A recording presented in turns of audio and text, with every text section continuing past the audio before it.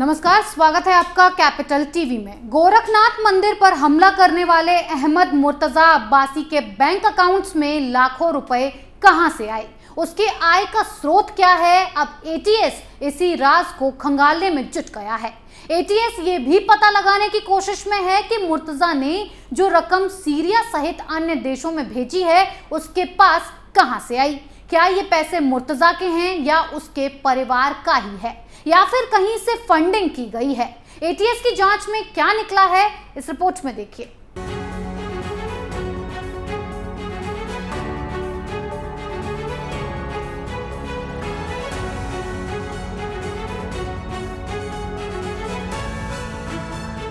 ये है गोरखनाथ मंदिर का हमलावर अहमद मुर्तजा अब्बासी।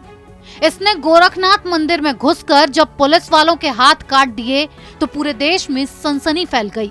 जांच शुरू हुई भी नहीं थी कि कुछ लोगों ने इसे पागल करार दे दिया, किसी ने इसे बहका हुआ मुसलमान बता दिया। लेकिन एटीएस की जांच से अब ये साफ हो चुका है कि इसके तार आतंकी संगठन से जुड़े हुए हैं और आतंकी संगठन आईसिस को वो लाखों रुपए भेज चुका है। दरअसल मुर्तजा एटीएस के शक के घेरे में विदेश में भेजी गई धनराशि की वजह से ही आया।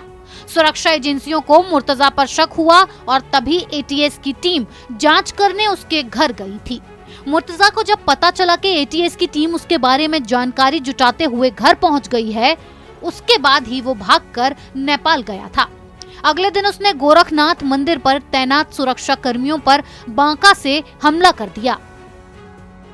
मुर्तजा के चाचा ने बताया था कि खुद को अधिवक्ता बताते हुए 2 लोग आए थे, लेकिन शक होने के बाद जब उनके बारे में पता किया गया तो वो एटीएस के निकले। केस जब एटीएस को ट्रांसफर हुआ तो मुर्तजा को लेकर फंड ट्रांसफर करने की जांच हुई तो पता चला कि मुर्तजा ने कई लोगों को रकम भेजी है। सीरिया में एक युवती को रकम भेजने के साथ ही उससे संपर्क का भी मामला सामने आया।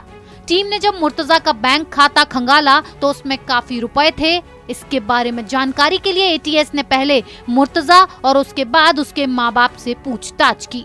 एटीएस अब ये पता लगाने में जुटा है कि मुर्तजा या फिर उसके परिवार के पास इतने रुपए कहां से आए। क्या वो इतनी रकम कमाने में सक्षम है या फिर कहीं से फंडिंग हो रही है, और अगर फंडिंग हुई है तो देश के अंदर बैठे वो लोग कौन हैं जो आतंकी गतिविधियों को खाद पानी दे रहे हैं, देश में आतंक फैलाने के कारोबार का साथ दे रहे हैं। इसका खुलासा होते ही कई बड़े चेहरे भी बेनकाब हो जाएंगे।